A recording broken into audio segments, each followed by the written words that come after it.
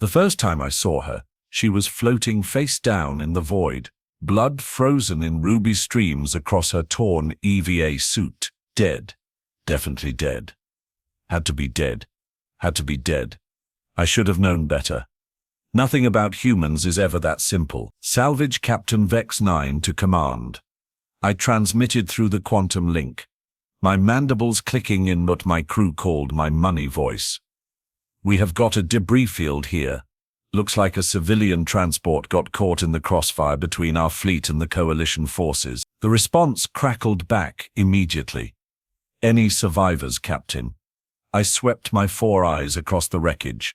Twisted metal, scattered belongings, and yes, several human bodies drifting in the eternal dance of zero gravity. Negative command. All deceased.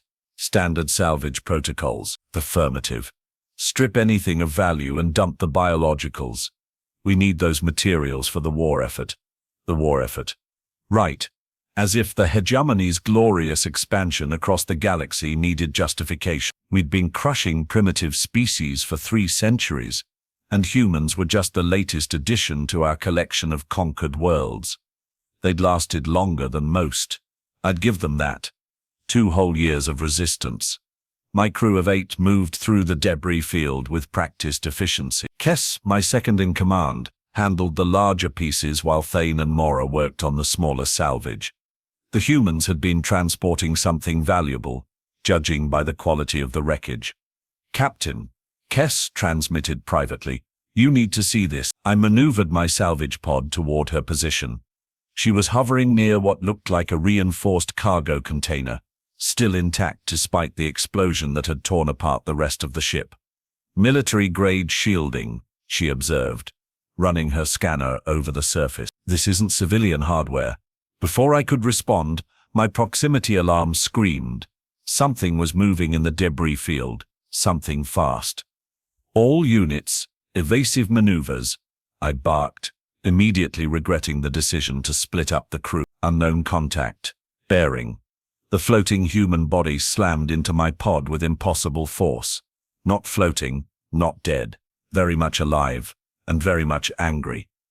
Through my reinforced viewport, I found myself staring into the most terrifying thing I'd ever seen. Human eyes, not the glazed, vacant stare of the dead, but sharp, calculating, and burning with something that made my exoskeleton crawl. She was small by Hegemony standards, maybe half my height, but as she gripped my pod's hull with magnetic clamps built into her gloves, I realized size meant nothing. Not with humans, never with humans. Attention, alien scum, came a voice through my comm system. She'd somehow tapped into our frequency. My name is Captain Luna Voss of the Terran Defense Corps. You just boarded my ship, killed my crew, and made the worst mistake of your miserable lives. The irony wasn't lost on me. We'd thought we were salvaging her ship. Turns out she'd been salvaging us. Kess, get over here, I transmitted, trying to keep the panic out of my voice. We have a situation, but Luna Voss was already moving. She released her grip on my pod and fired some kind of propulsion system built into her suit. In seconds, she was at Kess's position. What happened next would haunt my dreams for years. Kess was a veteran salvager, 40 years of experience in hazardous environments. She'd survived encounters with space pirates, reactor failures, and even a brief skirmish with a coalition patrol. She was tough, smart, and careful. Luna Voss disabled her in 12 seconds. How? I whispered, watching my second-in-command's pod drift helplessly. Its systems completely shut down. Humans study you, Luna's voice came through the comm again, somehow managing to sound conversational despite the circumstances. For 2 years we have been dissecting every piece of Hegemony technology we could get our hands on. Your pods, your weapons, your ships. We know how everything works, including the emergency shutdown sequences. My mouth went dry.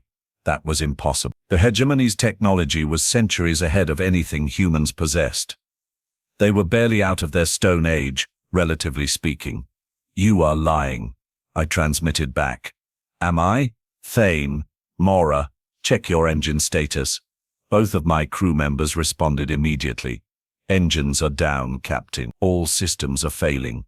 That's not possible, I said.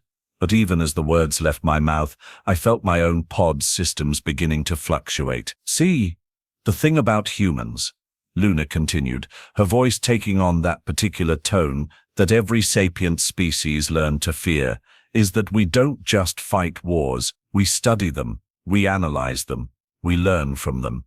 And when we are done learning, she was moving again, darting between the debris with impossible grace. How was she maneuvering so precisely? Our intelligence report said humans were clumsy in zero gravity, dependent on their primitive technology. Captain, Kess's voice came through, weak but urgent. She's not using standard human propulsion. I'm reading some kind of hybrid system. Part human, part something else. Something else. The cargo container. What was in that container? I demanded. Luna's laughter filled the comm channel. Now that's the right question, Captain Vex 9. Too bad you are about to learn the answer the hard way. She was at the container now, her hands working over what looked like a standard access panel. But the container was opening, and what emerged made my blood freeze. Technology, but not human technology, and not hegemony technology either. You know what your biggest mistake was? Luna asked, her voice now coming from multiple sources. The other bodies in the debris field, the ones we'd assumed were dead. You assumed that humans were fighting this war alone. The other bodies were moving now, their EVA suits powering up with energy signatures I didn't recognize. They'd been playing dead, waiting for us to get close enough. Coalition forces, I breathed. Wrong again. The coalition is just another faction of aliens who think they know better than everyone else. No, Captain. We found something else. Something that makes your hegemony look like children playing with toys. One of the other humans was approaching my pod now, carrying what looked like a weapon, but the energy readings were off the charts. This was technology that shouldn't exist, couldn't exist. Precursor tech, I whispered. Bingo. Give the alien a prize. Precursor technology was a myth. Advanced artifacts left behind by a species that had vanished millions of years ago. The Hegemony had been searching for precursor sites for centuries, finding nothing but empty ruins and tantalizing hints. Impossible. The precursors are extinct. Have been for eons. Extinct. Yes. Gone. No. They left behind gifts for species clever enough to find them, and stubborn enough to figure out how to use them. The human with the weapon was at my pod now. Through my viewport I could see Luna coordinating with her team using hand signals. Military precision. This wasn't a desperate last stand. This was a planned operation. You used yourselves as bait, I realized. The transport was a decoy. We knew you'd come for the salvage. We knew you'd split up your crew. We knew you'd underestimate us, because that's what every alien species does. You see humans as primitive, weak, barely worth conquering. She was right. That was exactly what we'd thought. But here's the thing about humans, Captain. We don't just fight to win. We fight to survive. And when survival is on the line, we become something else entirely. My pod systems were completely compromised now. Life support was failing, and I could feel the temperature dropping. Around me, the rest of my crew was in the same situation. What do you want? I asked. Information. Your command codes. Troop movements. Fleet positions. Everything you know about the Hegemony's operations in this sector. I will never. You will. Because the alternative is floating in this debris field until your life support runs out. And trust me, Captain, I have got time. She was right. We had maybe an hour of air left, and our distress beacons had been disabled. No one was coming to rescue us. Besides, Luna continued, I'm not asking you to betray your species. I'm asking you to help me end a war that's already lost. The Hegemony doesn't lose wars. The Hegemony has never fought humans before. Not really. What you have been fighting for 2 years was just our opening move, a way to buy time while we figured out how to use our new toys. The human with the weapon was attaching something to my pod's hull. Some kind of interface device. What is that? Insurance. In case you decide to be heroic and refuse to cooperate. See, Precursor technology isn't just weapons and ships. It's also, let's call it persuasion technology. Very advanced. Very effective. I felt a chill that had nothing to do with the failing life support. You are going to torture me. Nothing so crude. We are going to show you the truth about the war, about the hegemony, about what happens when humans stop playing defense and start playing offense. The device finished attaching, and suddenly my pod systems came back online, but I wasn't in control anymore. The human was. Welcome to the real war, Captain Vex 9, the one where humans aren't the underdogs anymore. Through my viewport, I could see the other humans moving through the debris field, not salvaging, but installing devices I couldn't identify, technology that defied everything I thought I knew about the limits of physics. What are you doing? Setting a trap. Your salvage fleet isn't the only hegemony force in this sector. There's a battle cruiser approximately 6 hours away, the Dominator, commanded by Fleet Admiral Kren Vex. When he arrives to investigate why his salvage team went silent, he's going to find something special waiting for him. The Dominator, one of the hegemony's most powerful ships. If Luna was planning to attack it with just a handful of humans and some mysterious technology, she was either insane or you know something I don't. I said. I know a lot of things you don't, Captain. Like the fact that the hegemony's entire fleet is built around technology that the Precursors designed specifically to be vulnerable to their weapon. Like the fact that every victory you have achieved against human forces has been carefully orchestrated to give us information about your capabilities. Like the fact that in approximately 18 minutes, every human on Earth is going to receive a very special message. What message? The coordinates of every hegemony military installation within 50 light-years of Earth, along with detailed instructions on how to disable your shields, weapons, and life support systems. My foreheart stopped beating. You are lying. Am I? Tell me, Captain, how many human refugees has the hegemony taken prisoner over the past 2 years? How many human colonies has your fleet liberated and relocated to safer worlds? How many humans are currently working in your factories, your shipyards, your command center? The truth hit me like a plasma bolt to the chest. The humans hadn't been fighting a desperate retreat. They'd been infiltrating us. For 2 years, they'd been placing their people throughout the hegemony's infrastructure, learning our weaknesses, preparing for this moment. Every human in hegemony space is a potential saboteur, Luna continued. Every refugee is a spy. Every prisoner is a weapon waiting to be activated. We have been patient, Captain, but patience has its limits. The device on my pod was doing something to my systems. Information was being extracted, uploaded, transmitted. My command codes, my memories, everything I knew about hegemony operations. Stop, I pleaded. I can't. This is bigger than you, bigger than me. Bigger than any individual. This is about survival. The hegemony has been enslaving species for centuries. It ends now. The hegemony brings order to chaos. We civilize primitive worlds. You destroy cultures. You murder billions. You turn entire species into slaves. And you call it civilization. She was right. I knew she was right. But admitting it would mean admitting that everything I'd believed, everything I'd fought for, was a lie. What happens to my crew? That depends on you. Cooperate, and they live. Resist, and they join the millions of other beings who have died for the glory of the hegemony. It wasn't really a choice, not if I wanted my people to survive. What do you need to know? Everything. Start with the fleet positions in the Proxima sector. Then we will discuss the weakness in your capital ship design. And after that, you are going to help me send a message to every hegemony commander in this spiral arm. What message? That the age of easy conquest is over. That humans aren't prey anymore. That we are the predators now. As my pod systems finished uploading my memories to Luna's network, I realized that Captain Luna Voss had been right about one thing. The war wasn't lost. It was already over. The Hegemony just didn't know it yet. The debris field around us was transforming, revealing itself to be something far more sophisticated than scattered wreckage.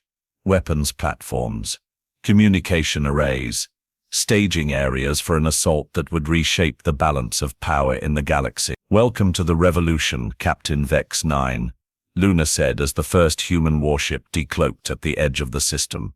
"Hope you survive long enough to see how it ends." And as I watched more ships appear, each one bristling with impossible technology, I realized that everything the Hegemony thought it knew about humans was wrong. We hadn't been fighting a primitive species struggling to survive. We'd been fighting a civilization that had been studying us, learning from us, preparing to destroy us. And now, floating in the wreckage of what we'd thought was our victory, I understood the terrible truth. The humans had let us win, until they were ready to show us what losing really meant. The first human warship to decloak was beautiful in the way that death is beautiful. Sleek, predatory, and absolutely terrifying. But it was what happened next that made my exoskeleton crack with stress fractures. More ships appeared, not just a few, dozens, then hundreds. "Sweet ancestors," Kess whispered over the comm. "Where did they all come from?" Luna's laughter filled the channel again. "You really want to know? We built them, right under your noses. In asteroid fields you'd already stripped. In nebulae you'd written off as worthless. In the dark spaces between stars where your sensors couldn't reach. I watched the impossible fleet take formation around us. Every ship was different, incorporating design elements I'd never seen before. Some looked almost organic, their hulls rippling with energy patterns. Others were geometric nightmares that hurt to look at directly. Precursor shipyards, I realized. You found active precursor shipyards. Found them, fixed them, improved them. Turns out, the precursors left behind more than just weapons and tools. They left behind instruction manuals, very detailed instruction manuals. The largest ship in the fleet was moving toward us now. It dwarfed even the Hegemony's greatest dreadnoughts, its hull shimmering with energy fields that made my instruments scream warning. Captain Thane's voice crackled through the comm. "I'm reading power signatures that don't make sense. These readings they are impossible." "Nothing's impossible," Luna replied. "You just haven't learned enough yet. But don't worry. School's about to be in session." The massive ship was close enough now that I could see details, gunports that could swallow my salvage pod whole, shield generators that pulsed with captured starlight, and symbols etched into the hull that made my vision blur when I tried to focus on them. "Precursor writing," I breathed. "Very good. You are learning." The ship's name, roughly translated, means the last lesson. Appropriate, don't you think? A new voice joined the conversation, male, older, carrying the weight of command authority. "Captain Voss. Status report. Mission accomplished, Admiral Marcus Stone. We have 8 Hegemony salvagers in custody, including a command-level officer. Intelligence extraction is complete."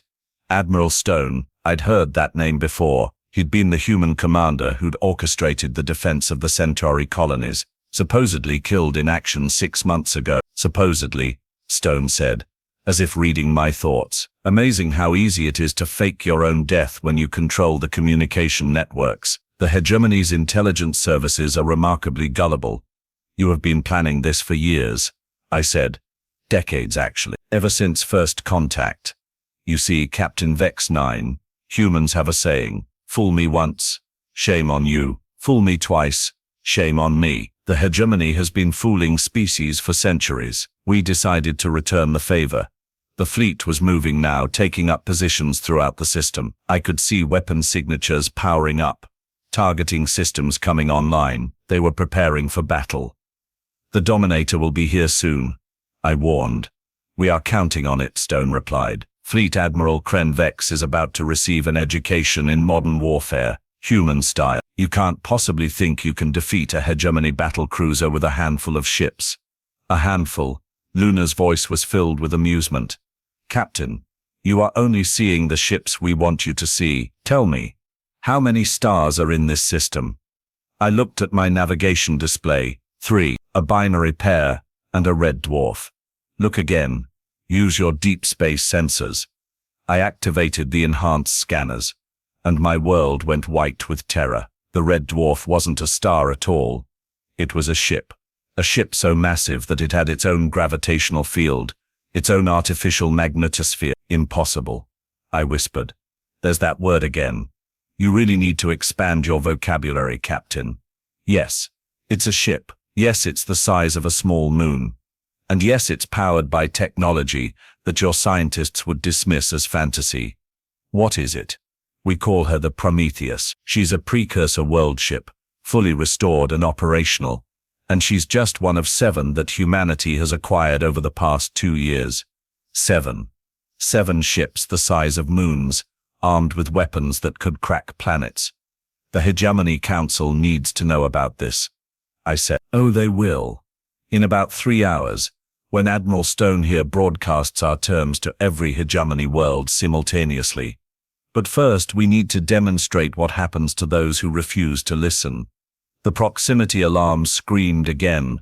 The Dominator was dropping out of hyperspace. Fleet Admiral Kren Vex was exactly what you'd expect from a Hegemony commander. Arrogant, ruthless, and absolutely convinced of his own superiority.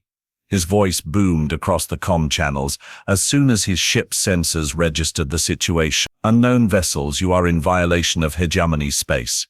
Surrender immediately or be destroyed. Admiral Kren Vex, Stone replied calmly. Welcome to the future. I'm Admiral Marcus Stone of the Terran Defense Corps. We need to talk. Humans. The contempt in Kren Vex's voice was absolute. You have 30 seconds to release my salvage team and withdraw from this system. I'm afraid that's not going to happen. You see, Admiral, your salvage team has provided us with some very interesting information. Fleet positions, patrol routes, command code, everything we need to begin Phase 2 of our operation. Phase 2? The liberation of every world the Hegemony has enslaved over the past 3 centuries. Starting with the factory worlds in the Rigel sector. I felt my heart skip. The Rigel sector contained the Hegemony's primary manufacturing facilities. If humans could capture those worlds, you are insane, Kren Vex snarled. 1 battlecruiser could destroy your entire fleet. Could it? Let's find out. The Dominator opened fire. What happened next redefined my understanding of space combat. The Dominator's weapons were powerful enough to shatter asteroids, melt battleship hulls, and crack planetary shields. They should have turned the human fleet into expanding clouds of superheated plasma. Instead, they did absolutely nothing. Impressive, Stone said conversationally. Your weapons are exactly as powerful as our intelligence suggested. Unfortunately for you, Precursor shield technology operates on principles your science hasn't discovered yet. The human fleet began to move, not toward the Dominator, but around it, encircling it, herding it. Admiral, one of Kren Vex's officers reported. Our weapons are having no effect. Their shields are absorbing 100% of our energy output. Impossible. Nothing can absorb that much energy. Actually, Luna interjected. The shields aren't absorbing the energy, they are redirecting it. Storing it. Would you like to see what happens when we redirect it back at you? The nearest human warship fired a single shot. The Dominator's forward shields collapsed instantly. The beam punched through the hull like it was made of paper, venting atmosphere and debris into space. That was your own weapon, Stone explained. Amplified by a factor of 10, and focused through a Precursor targeting system. Every shot you fire at us makes our return fire more powerful. Surrender, Kren Vex demanded. I am a fleet admiral of the Hegemony. You cannot. We can do whatever we want, Admiral. That's what happens when you underestimate your enemies for long enough. They stop being your enemies and become your execution. The Dominator was crippled now, its weapons offline, its engines failing. Around it, the human fleet moved with predatory patience. Here's what's going to happen, Stone continued. You are going to contact the Hegemony Council. You are going to tell them that humanity is no longer a primitive species to be conquered. You are going to explain that we have technology that makes your entire fleet obsolete. and you are going to deliver our terms for surrender. The Hegemony does not surrender. Then the Hegemony dies. Your choice. Stone's next words came through a system-wide broadcast that reached every ship, every station, every communication relay in the sector. Attention, all Hegemony forces. I am Admiral Marcus Stone of the Terran Defense Corps. For 2 years you have believed you were fighting a war against a primitive species. You were wrong.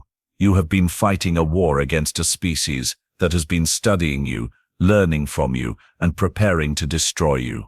The broadcast continued, but I wasn't listening anymore. I was watching the tactical display as more human fleets appeared throughout the sector. Dozens of systems, hundreds of ships, all armed with impossible weapons.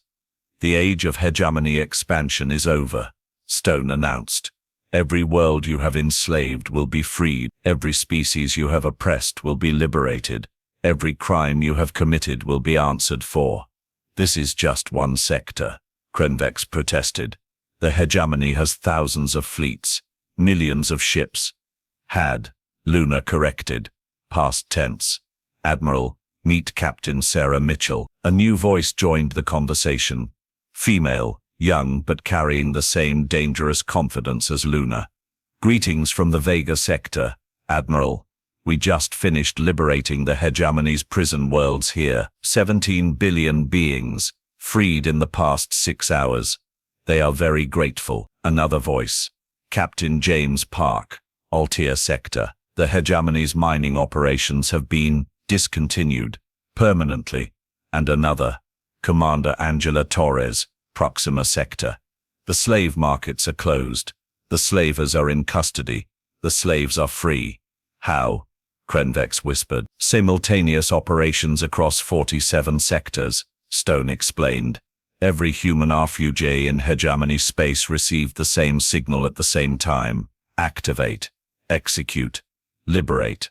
The scope of it was staggering. 47 sectors. That was nearly a quarter of the Hegemony's territory gone.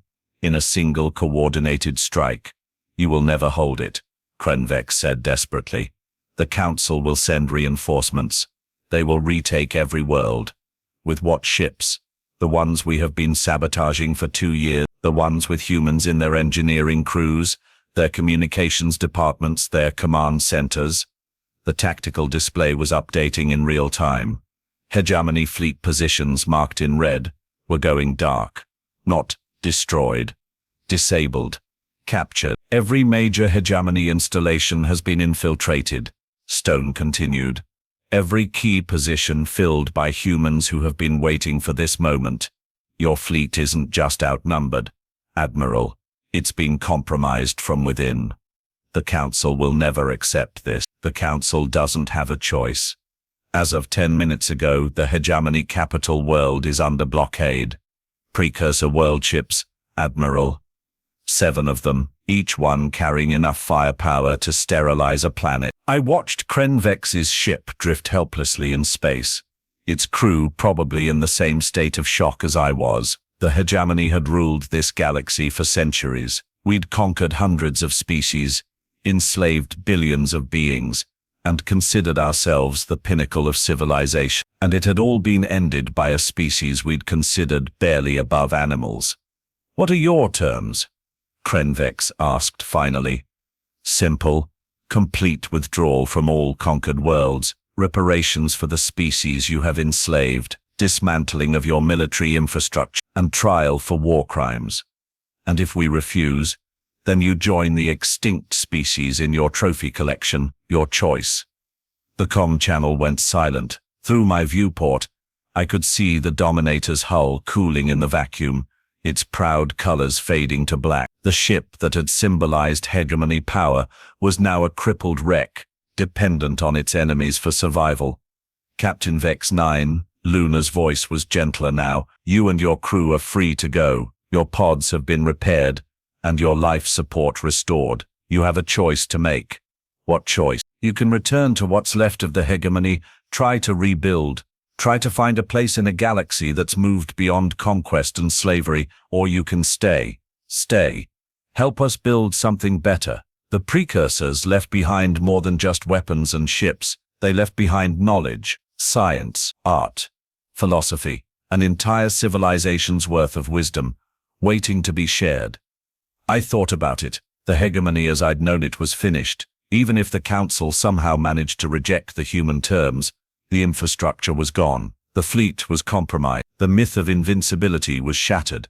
What would you have me do? Help us contact the other species, the ones the hegemony conquered. Tell them they are free. Help them understand what happened. Help them rebuild. And if I refuse, then you refuse. We are not the hegemony, Captain. We don't force people to serve us. We ask.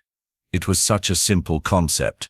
Choice. The hegemony had ruled through fear and force for so long that the idea of voluntary cooperation seemed alien. I will consider it, I said. That's all we ask. The human fleet was dispersing now, moving to secure the system and establish contact with other liberation forces. The Prometheus, the impossible world ship, was powering down its weapons and extending docking bays, not for conquest, but for cooperation. Captain, Cass transmitted privately. What do we do? I looked at the tactical display one more time. The hegemony's red markers were still going dark, replaced by the blue of liberated worlds. In a single day, the balance of power in the galaxy had shifted completely. We adapt, I said. We learn. We try to do better. And if the council refuses the human terms? I thought about the world ships, the impossible weapons, the coordinated precision of the human operation. I thought about species that had been enslaved for centuries, suddenly finding themselves free. Then we hope the humans are more merciful than we were. As my pod's engines came online and I prepared to leave the debris field that had changed everything, I realized that Captain Luna Voss had been right about one thing. The war was over. But what came next might be even more terrifying than what came before. Because for the first time in centuries, the galaxy was free to choose its own destiny. And choice, as I was beginning to learn, was the most dangerous power of all. The last thing I saw before jumping to hyperspace was the Prometheus opening its docking bays, not to conquer, but to welcome former slaves, former enemies, former victims of the hegemony's expansion. All of them free, all of them choosing their own path forward, and all of them protected by debris that had learned to take control. 3 days later, I found myself aboard the Prometheus, standing in what the humans called the Integration Center. The name was deceptively simple for what was essentially the most advanced diplomatic facility in the galaxy. Captain Vex 9, Admiral Stone, greeted me as I entered. Thank you for accepting our invitation. The room was filled with beings from dozens of species, former hegemony slaves, all of them, but also former hegemony officers, like myself. The humans had apparently been serious about their offer of cooperation. I'm still not sure why you want me here, I admitted. Because you understand the hegemony's structure better than most. And because your crew vouched for you. Stone gestured to a corner where Kess was deep in conversation with a group of engineers. She's been very helpful in explaining your salvage protocols. Salvage protocols. The hegemony left behind a lot of debris when they retreated. Ships, stations, entire installation. We need to know what's worth saving and what's better left as scrap.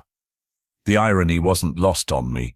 I'd spent years salvaging the wreckage of defeated enemies. Now I was helping to salvage the wreckage of my own civilization. The council's response came in this morning, Stone continued. They are predictably defiant. They rejected your terms.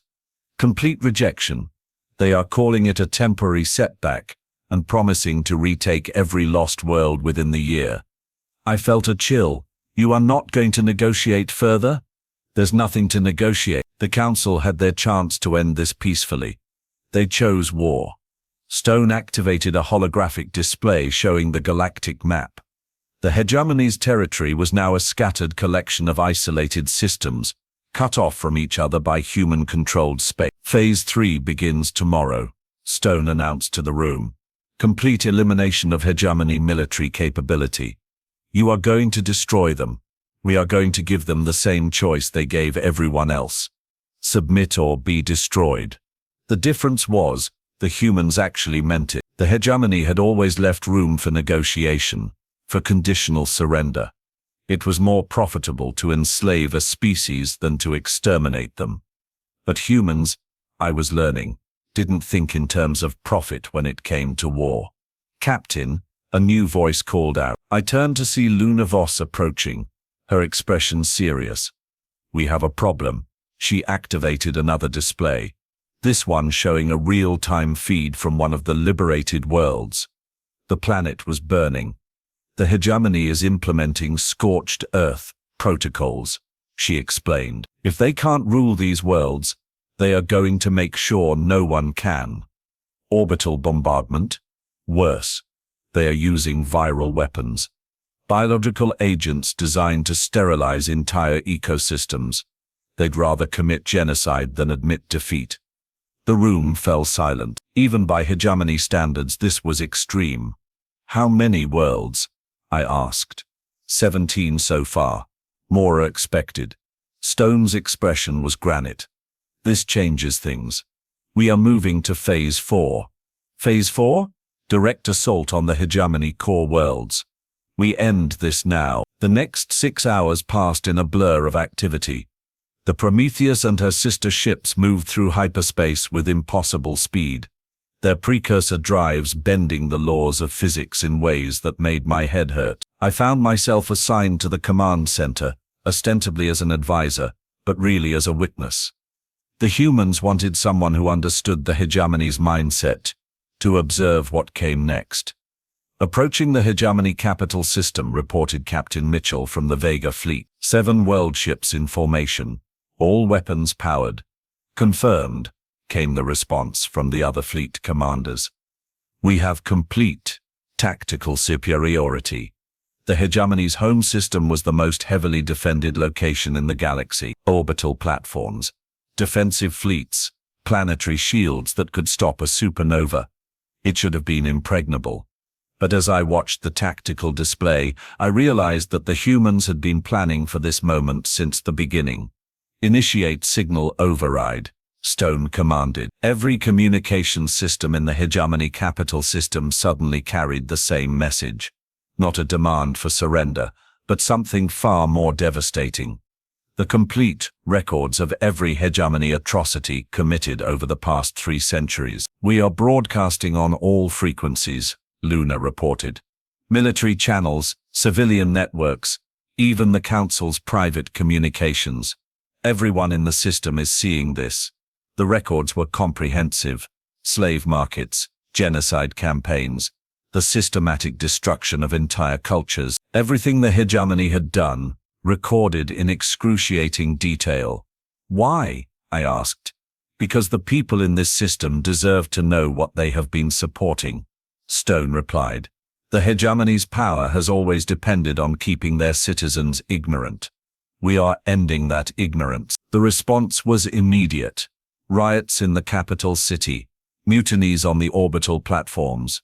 The carefully constructed myth of Hegemony benevolence was crumbling in real time. The Council is requesting immediate negotiations, reported the communications officer. Tell them to surrender unconditionally, Stone replied. They have 1 hour, and if they refuse, then we demonstrate why the Precursors were the dominant species in this galaxy for 1 million years. The hour passed slowly. I watched the tactical display as Hegemony forces throughout the system began to surrender, not to the humans, but to their own consciences. The truth was more devastating than any weapon. 15 minutes remaining, Luna announced. The Council is still refusing, came the report. Then we proceed. The 7 world ships moved into formation around the capital world, not to attack, but to contain. Whatever they were planning, they didn't want anyone to escape. Initiating Precursor Protocol 7, Stone commanded. I had no idea what Protocol 7 was, but the name alone made my exoskeleton crawl. The world ships began to sing. That's the only way I can describe it. A harmonic frequency that resonated through space itself, bypassing conventional physics entirely. The sound was beautiful, terrifying, and absolutely alien.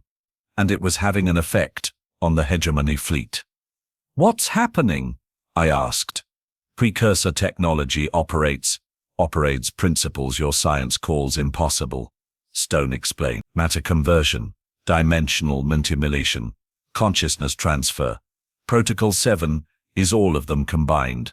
The Hegemony ships weren't being destroyed, they were being transformed. Their hulls were shifting, their weapons were dissolving, their very atomic structure was being rewritten at the quantum level. You are turning them into something else," I realized. Habitat ships, mobile cities, vessels designed to explore and create, rather than conquer and destroy. And the crews, unchanged, still themselves, still free to choose their own path. But they will be doing it in ships that can't be used for war. It was elegant. Terrifying, but elegant. The humans weren't destroying the Hegemony fleet. They were rehabilitating it. "The Council is surrendering," came the report. "Accept their surrender," Stone replied. "Begin the transition protocols." Over the next several hours, I watched the Hegemony capital system transform. The orbital weapons platforms became research stations. The military bases became civilian infrastructure.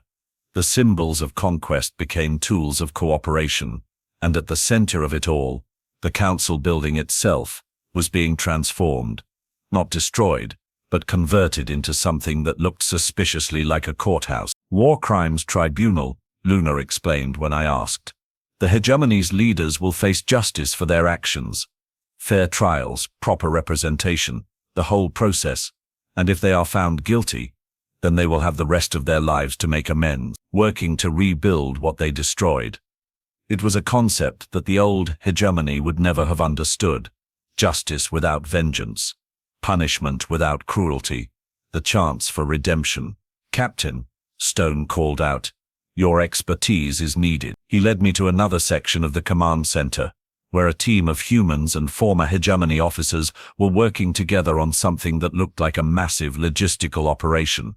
"Reintegration planning," he explained. "We need to coordinate the transition of 1,700 star systems from military occupation to civilian governance. Your knowledge of Hegemony administrative structures is invaluable. You want me to help rebuild the galaxy? We want you to help make it better than it was before." I looked at the displays showing star systems throughout the galaxy. Each one represented billions of beings who were now free to choose their own destiny for the first time in centuries. "The Precursors," I said. "They are really gone? Physically, yes. But their legacy lives on. In their technology, their knowledge, their wisdom. They left behind instructions for building a better galaxy. We are just following their example. And if we fail, then we try again. That's what intelligent species do, Captain. They learn from their mistakes and try to do better." As the hours passed, I found myself drawn into the work, planning supply routes, coordinating refugee resettlement, helping to establish new governmental structures. It was exhausting, complicated work, but it was also hopeful. For the first time in my life, I was working to build something instead of tearing it down, to create instead of conquer, to liberate instead of enslave. "Captain," Kess approached, her translator device crackling with excitement. "You need to see this." She led me to an observation deck, where a crowd had gathered. Through the transparent aluminum, I could see the Hegemony capital world below. The lights were different. Instead of the harsh military glow of before, the cities were lit with softer, warmer colors, and in the space between the cities, I could see new construction, parks, gardens, cultural centers. "The people are celebrating," Kess explained. "They are free to be themselves for the first time in generations, and the humans are already leaving. Most of them anyway. They are heading back to their own worlds, their own lives. This was never about conquest for them. It was about liberation." I found Luna on the bridge of the Prometheus, preparing for departure. "You are really leaving?" I asked. "Our job here is done. The galaxy is free to choose its own path forward. That's all we ever wanted. But what if something goes wrong? What if the old ways return? Then you will stop them. Not us. You. The people who live in this galaxy, who call it home. Freedom isn't something that can be given, Captain. It has to be earned, defended, and constantly renewed. She was right, of course. The humans had given the galaxy a chance, but it was up to the rest of us to make the most of it. Thank you, I said. Don't thank us yet. The hard work is just beginning. Building a civilization is much harder than destroying one. As the Prometheus prepared to jump to hyperspace, I found myself thinking about the future.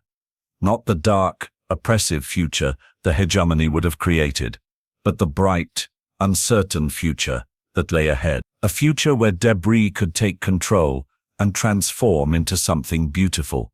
A future where choice was the most powerful force in the galaxy.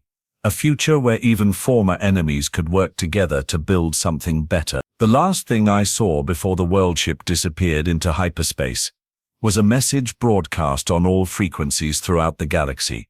The age of conquest is over. The age of cooperation has begun.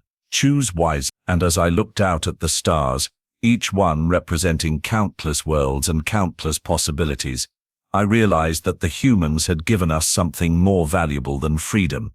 They had given us hope. The debris had taken control, not through force or fear, but through the simple act of showing us that there was a better way. And now, it was up to us to prove them right.